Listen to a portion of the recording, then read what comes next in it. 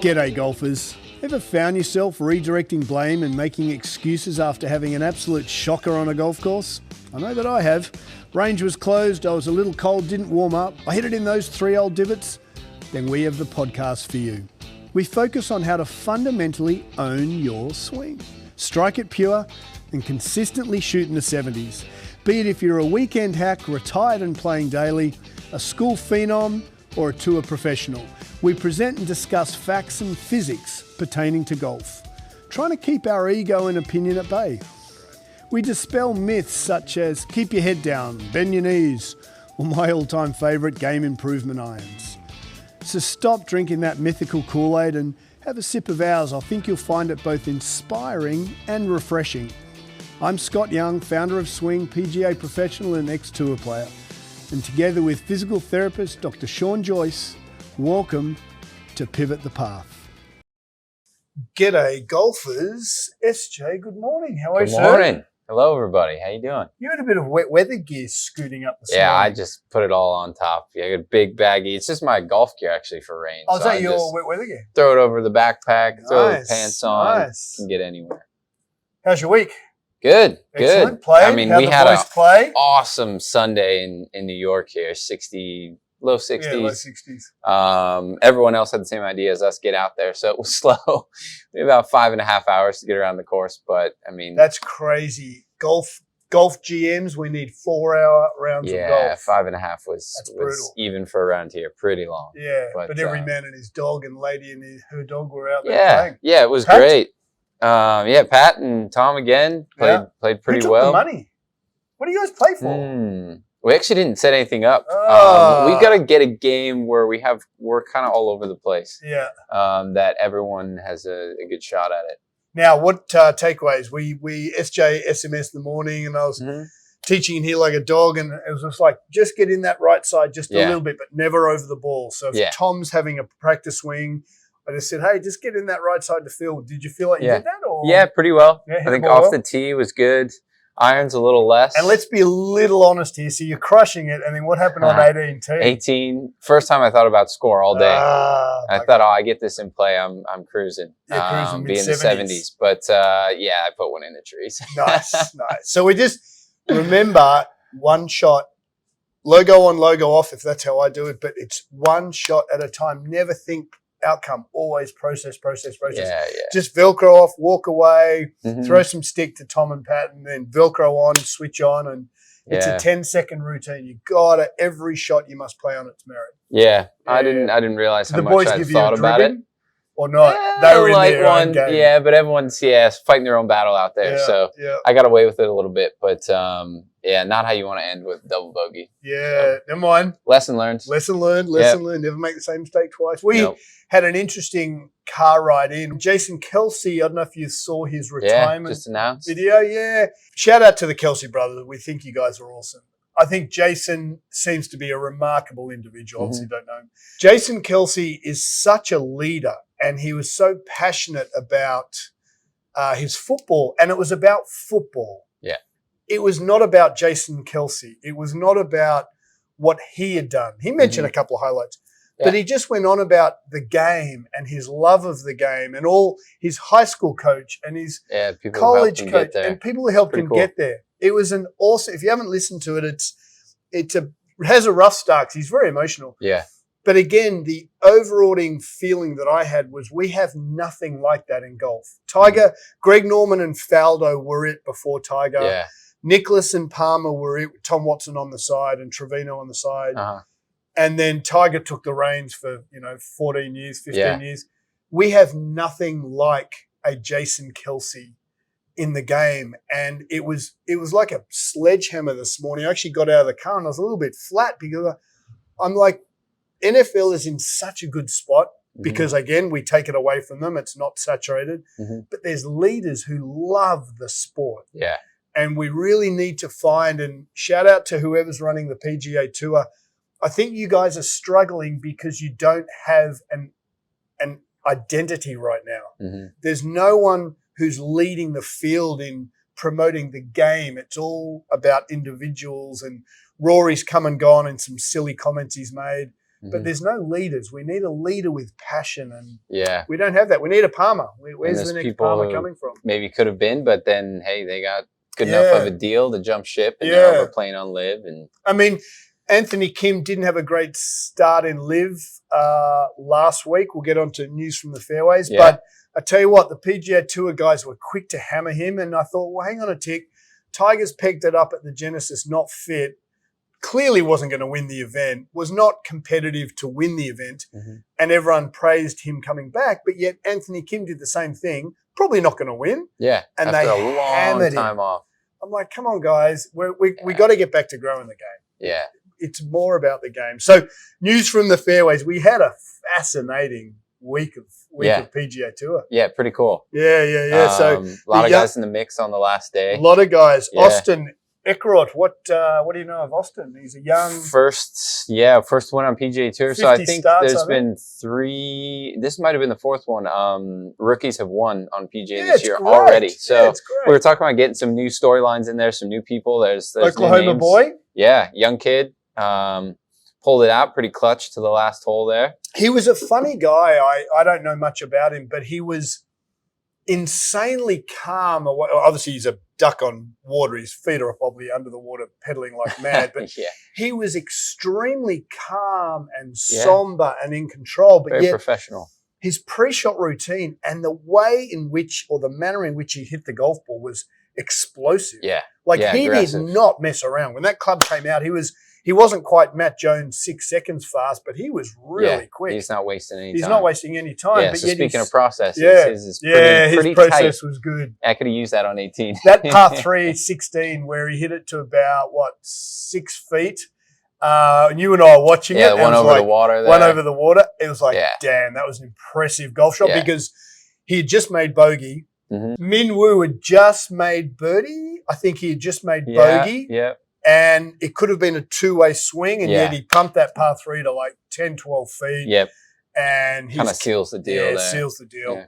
So he did well. We're obviously reporting back from guys we're following. You're going to follow. So we had mentioned a few episodes back that, for those that like to watch golf, don't only watch the top of the leaderboard, but pick somebody and watch them every week they play. And just to notice the highs and lows, and then you can, in your own game, expect to have probably a few more extremes of highs and lows. Yeah, we just want you to be real. Don't watch the top 5 each week. And so I'm a big fan of Min-Woo Lee. Why do you like him? I think he's fun to watch. I think it's because he's got a bit of personality off of the course, or even on the course. He's got a bit of swagger, but he does like his swagger, social media account I mentioned is really fun, and he has a tagline, let him cook, and he's fun to watch. He's got an unbelievable swing. What's his tagline? Let him cook. As in on the golf course, or theoretically? Not in relation to culinary at all. Just let him cook. Doing his thing, whatever, whether it's a stylish thing or playing golf. Love it. But he's also just got unbelievable speed. Oh, his super speed fast. Was 170. Yeah. Speaking of mobility, which we're going to get into a little bit again this week, like we did last week, and he can move. He can move. He's like a rubber band through impact. And then you get a slow-mo on him, and it's pretty fascinating to see. Yeah. So, but this week, he finished tied second. Yeah, he did well. He was in the hunt on the last day, 14 under, 3 rounds in the 60s, 70 for round 2. When Austin hit that par 3 to about 12, 15 feet, it was game over. But right up until then, it was game on. It could have gone a few different ways. And so he's been in the mix. He's been up at a lot of leaderboards recently. And we're going to show a nice little video on grain. So we're going to circle back on that chipping and grain. There's a fantastic shot on when he's hitting a little stub chip. He's hitting straight into the grain, and it illustrates what we're talking about a couple of episodes ago. Yeah. Just knowing what you're working with. And for him, he took 2 practice swings. The club dug. Didn't even follow through. Absolutely. And he stepped up, hit the exact same shot, and knew that it would good result. Yeah. And Min-Woo, I said to you, I think he could be one for the Masters. I just have a feeling. I don't know a ton about his game. Obviously, he's an Aussie, which we love.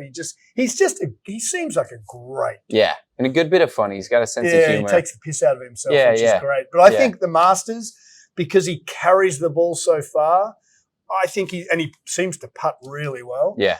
And he's just got a really level demeanor. The thing, let's get back to Austin for a sec.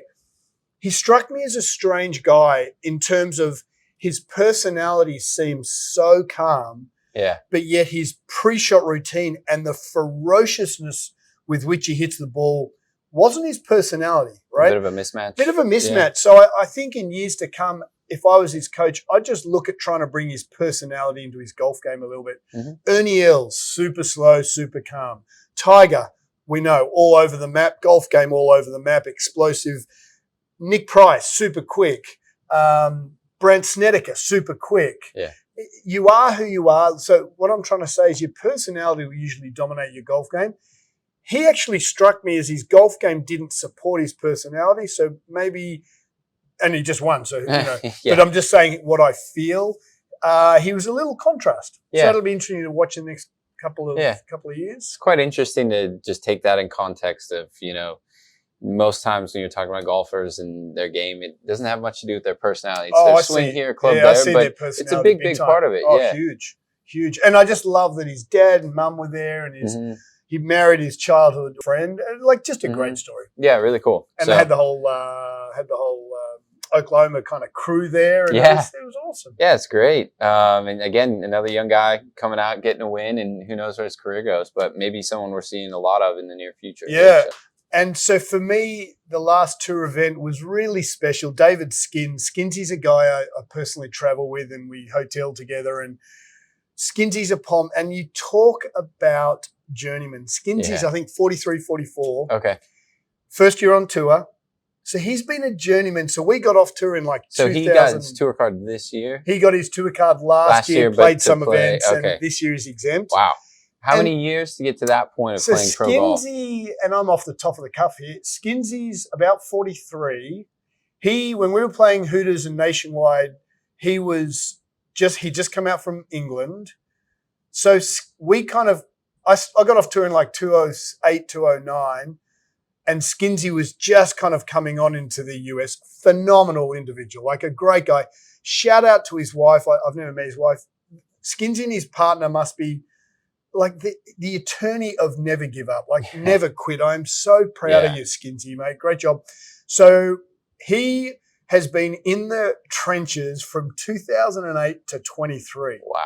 That's 15 years of just grinding it. Yeah, and that's impressive. And he came tied fourth, and I just shout out to you, mate. I hope that you go on and have a great year. It'd be awesome to see you win a tour event. He's just got a great game. He's just shows you how hard it is. And he was one of those ones, we were watching the tail end of it yesterday, like a couple shots go his way. Absolutely. And bogeys a couple, he could have been He hit it long on 17, he hit it at the bunker on 16, and just a couple of shots, he probably got a little jumpy. Yeah. But mate, shout out to you. So I hope you pull one off this year. You've got the game. Believe in it.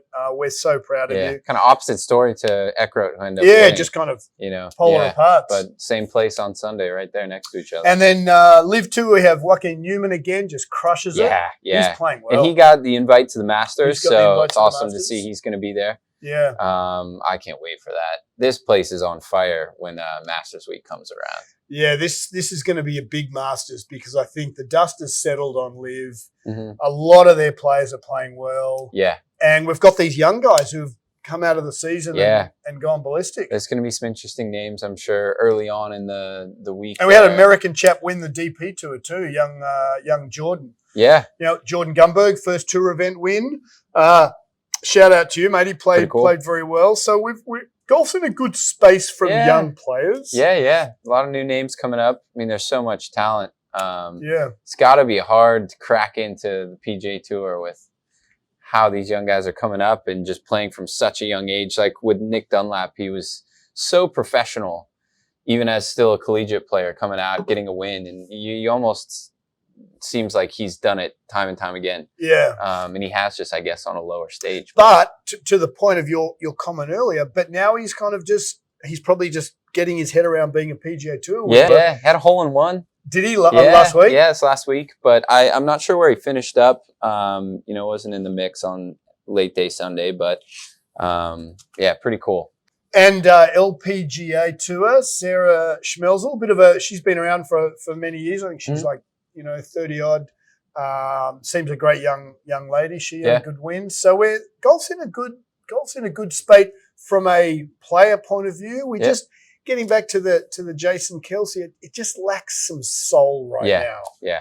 We need a couple heroes to come We through. need some heroes. Yeah, we need some heroes. Michelle Wee's gone from LPGA Tour. I would have loved to have taught her. There's one person I would have loved. Yeah. I feel like her coaching, the person coaching her really kind of cut short her career. She should have. Yeah. She had phenomenal talent. And we just need someone to grab the baton and pick up the reins. And I mean, I think it's hard shoes to fill following Tiger, just being so everything dominant. Golf, you know. It's brilliant. But there'll be people that come through, and maybe it's a few people that kind of take some headlines and pick up the game. They try to put it on Rory, but he looked, for someone who, as a clinician, he looked perfect. Yeah. I don't use perfect very often. To me, his game is perfect, apart from appears to be his mental concentration and putting. But he is tee to green. Mm-hmm. It's insane. It's unbelievable. He hit a drive, I think it was like 360, and it was so perfect. And I'm like, dude, why aren't you winning? Yeah. It was 30, 40 yards further than anyone else. Yeah, it's insane. It's insane. But just with precision, though. It wasn't just raw. It was, anyway. Yeah. So hopefully he gets his head in the game before the Masters. And if he does, it could be a hell of a Masters. Yeah, it'd be awesome to see. So I think Mr. Lee for the Masters, that's my early pick. I love that. You know, I'm a fan of him, so we'll see what happens. I think it'll be cool to see some of those live guys back and everyone together again. Yeah. And hopefully there's a little bit of, you know, I think last year it felt like PGA versus live at the Masters. Yeah, definitely. Now, hopefully it's just a little bit of, we know all these players are amazing. They're finally together again. Yeah, let's see who goes out and takes it. Let's just pivot for a second as we do here. Perhaps the majors will actually be a rekindling of the bigger group. Mm-hmm. So, I mean, just thinking on my feet, maybe the Masters, to that point, maybe the Masters and the Open, the British Open and the PGA, maybe those 4 events, Ryder Cup to a lesser degree because we don't have the non-Europe, but maybe the majors will actually be a more important part in the golf fabric, if you like, because it will be the only time that they all play together. They're all together, yeah. So maybe, ironically, Greg might actually improve the position of the majors because it will be the only time they play together. Yeah, for sure. Let's go the Masters. And then today we're talking about Min Woo, speed, torso. Yeah, big time speed and just mobility there. So what have we got with a torso? Is Joe? Well, like with the hips, 3 planes of motion, same planes too. I mean, that's the rules we live by in our 3D world. So we've got flexion extension. So you think hunchback or really proud chest. Extension being proud chest, hunchback being shoulders collapse forwards, mid back pushes out. With that one, I find is a really fascinating kind of trend I see with people is it's often they're the opposite of what they think they are. Yeah. So we had talked a little bit with you back when we did a bit of an assessment and you feel like you need more extension in your end of your swing. I would explain it as though I would like to achieve more extension. Yeah. But you said. And so most people think, I don't want to be hunchback. I can't be here. I've got to be, more upright. But most people are already stuck in extension. Because we're told to stand up straight, right? Through this mid-back section. So if you think from like your shoulder blades, the bottom of them here to the top of them, that section oftentimes is already extended. It lives that way. There's a lot of compression back there.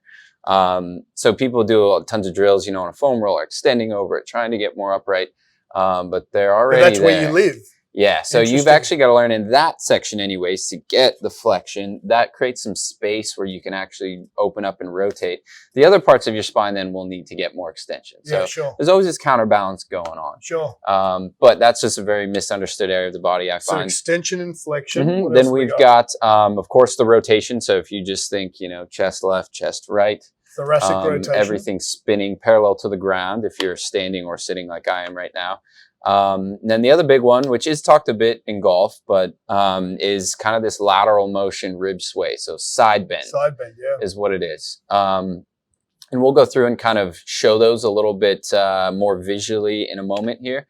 Really easy to see with yourself. If you get your golf club or alignment rod across your shoulders, right along your collarbone and go through these, it's really important as you swing, you blend all 3 motions together, but you may find, and I see this with a lot of people, they're quite restricted in 1 or 2 of these motions, especially. So if you go and attack that a little bit first, then you're going to free up a lot of motion to actually turn. And you said that there's a lot how the organs sit in the body, left side, right side, and also things like mouses. as in not as in little white things that we love to leave crumbs for, but actually the computer mouse. If your right shoulder's thoracically rotated and your scapula's lost stability because you use a mouse, try and balance it out. Yeah, and sometimes too, I see with people who are on the phone a lot, if they do the classic like lifting one side up, it starts to blend into your actual subconscious posture. You can get stuck in some positions. Which gets back to our job is to get you all to own your swing, and we believe it starts with physiology. So we hit, and again, we listened to the feedback, and last week's episode went ballistic, which we thank you for, and we got some great feedback, and so we thought we'd just continue adopting as much visuals as we can. So all those on YouTube, we hope you enjoy watching it, and for those who are still listening, we'll try and narrate what we're doing here with a visual so you can component. still pick it up if you're not watching. But in my eyes, your body's got two centers of movement, and especially rotation: hips, like we talked about last week, and then the thoracic spine rib cage system up here. And so if those two things don't work well and move how they're supposed to, I just see compensations bleed up and down the river. So, and I can't tell you how much you've changed my thought process, because as you just said, or as I said in my golf swing, I would like to receive or have more ability to get more thoracic extension, which is basically an arching of the lower back and a puffing of the chest. That's in layman's terms. But to your point, I was so far in that realm that I couldn't go any further. So you had to bring me back to achieve more thoracic extension, which I didn't get my head around, which is, get back to the same old point. Have someone who knows what they're doing. Understand the physiology. So make sure we dive into it. Yeah, let's go. Let's go give a bit of a visual here. Get into it. So moving on here, 3 planes of motion of the torso. So we've talked about how important it is to disassociate your hips and pelvis. And then, of course, we want the upper body to be able to match what's going on at the hips. So just to give you guys a visual here, we'll go through the 3 ones we just talked about. So it's the same planes of motion. Flexion extension, which is in this front to back plane, which if I turn sideways here and you're watching, this is where if I'm standing. How would people test this at home? Yeah, so you can. It's a difficult thing to test because it's hard to see yourself. You have to feel this. Sure. But the thought is to really think of your actual spine in between your shoulder blades. So there's a lot of difficulty people get between separating their shoulder blade movement, their rib cage movement, and their thoracic spine. They should all learn to work together a little bit. You're thinking kind of here like hunchback.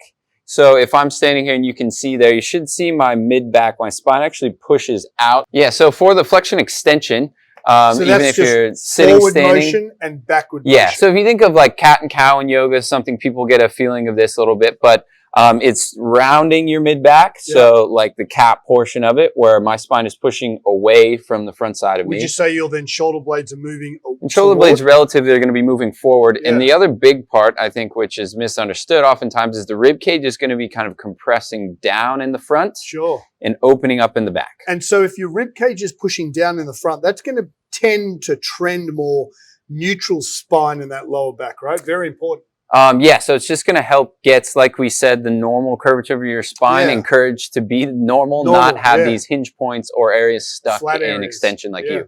And then, of course, you have the extended portion, which a lot of people live this way and don't know it, is mid-back shoulder blades are really pulled together. There's a lot of compression in those muscles.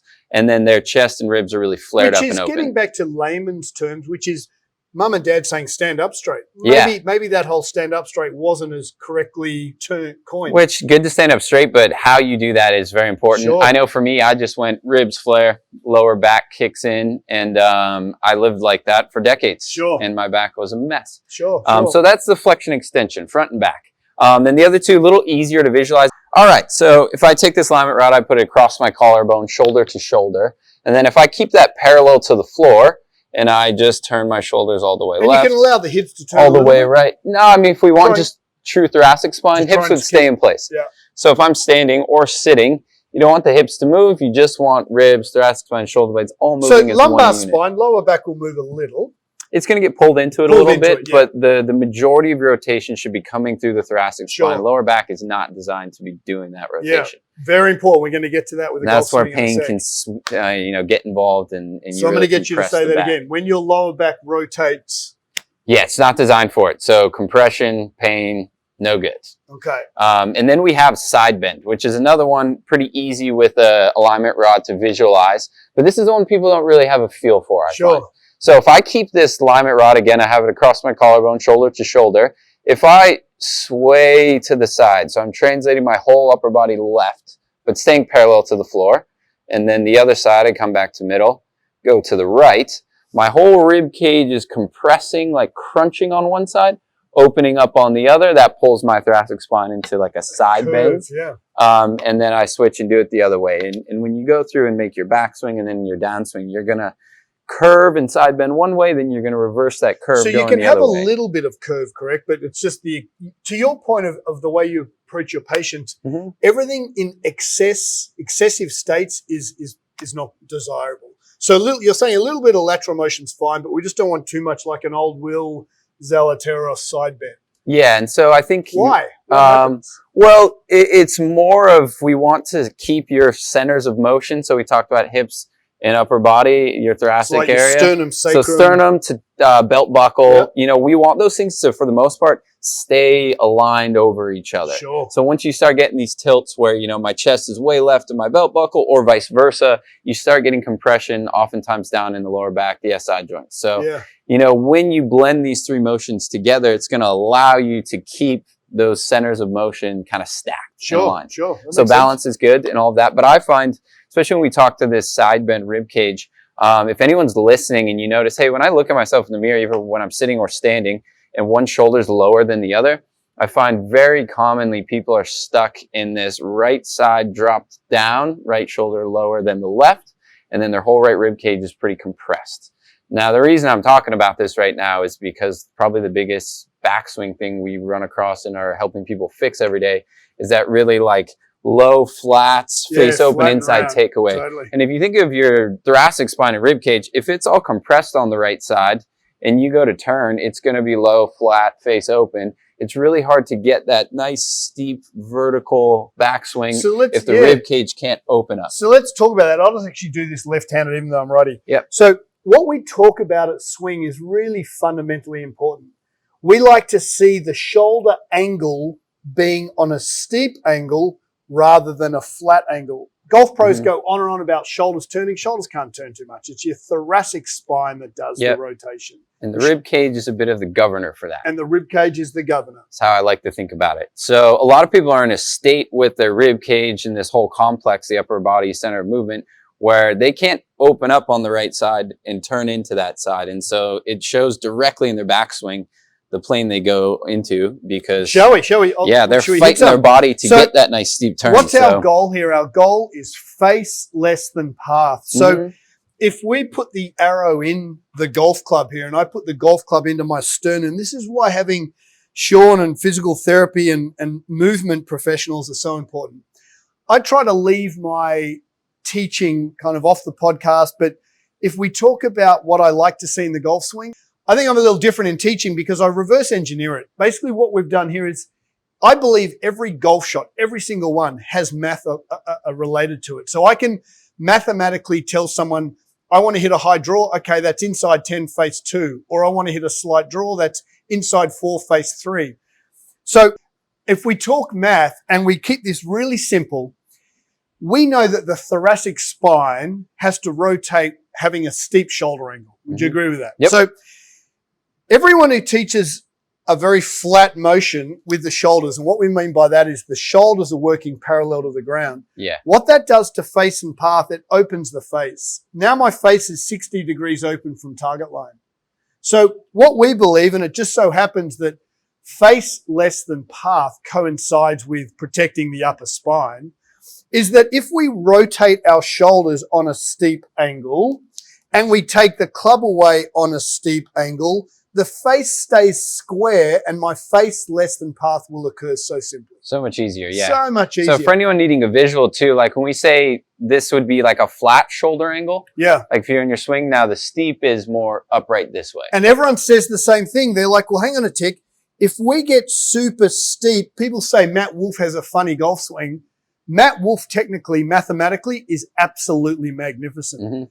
People in all my lessons say, oh, you want me to swing like a Matt Wolff or a Jim Furyk? No, I just want face less than path. Yeah. And it might feel like that to them. It feels Never like the looks windmill. as extreme as you think so it does. Simple. Yeah. And so what does that look like? Again, stone cold. All I'm trying to do is create face less than path. So for all those Justin Thomas followers this way, Justin's golf swing faces 90 degrees open, right? He's going to struggle with consistency all day long because the face is changing. So again, put the club in my sternum. If I rotate my thoracic spine to get a nice steep angle, to your point, that thoracic rotation, the club face stays square. I'll have face less than pass. I'm a little steeper going back, and I'll shallow it out coming through. Same again.